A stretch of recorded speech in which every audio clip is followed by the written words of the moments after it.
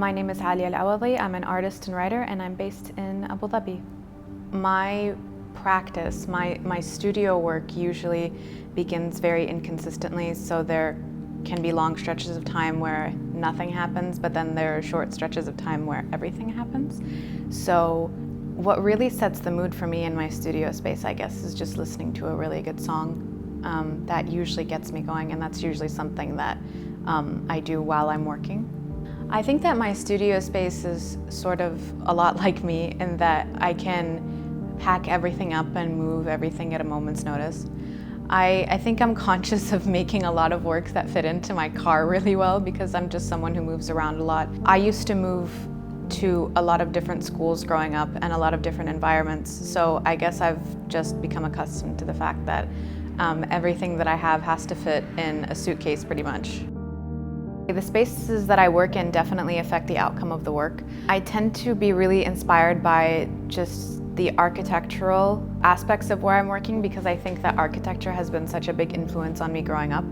Growing up in the UAE, you're always usually surrounded by pretty eclectic architecture, especially in the early 2000s. So really looking at buildings and looking at the way buildings are shaped in the interior and the idiosyncratic facets of all the architecture is something that usually inspires a lot about my work. At Seif Studios, I have a view of Marina Mall, so that's usually something that plays a lot into how I'm viewing the world, because how I'm viewing the world usually has to do with how I'm viewing it through the view of my studio.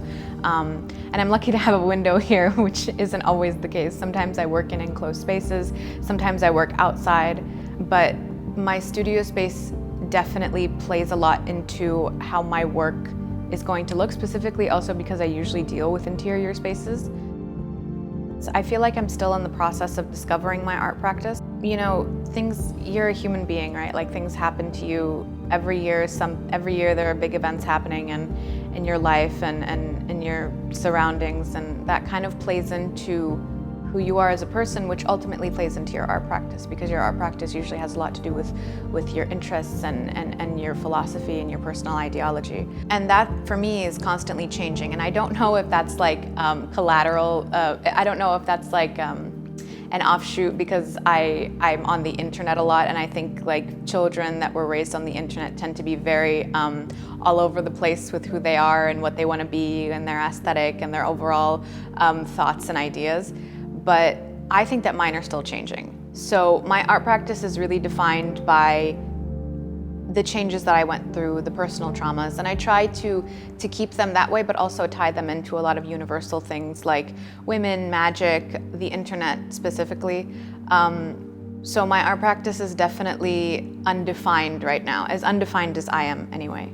So I think a lot of my work and my ideas stem from reevaluating the personal traumas that I had gone through and just imagining and just sort of rectifying them or using fantasy as an empowerment method to sort of illustrate what it could have been or what I'm trying to be.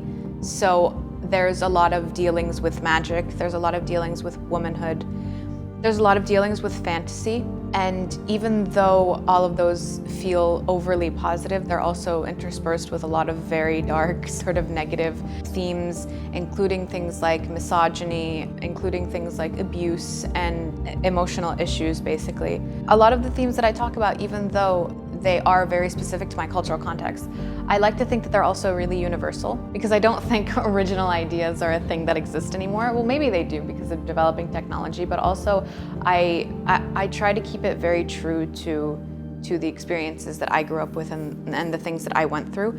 And it's weird to sort of make yourself the center of all of this stuff, but that's kind of what my art practice deals with. It deals with me and it sort of empowers me and humanizes me and allows me to grow, really. So that's how I would define it.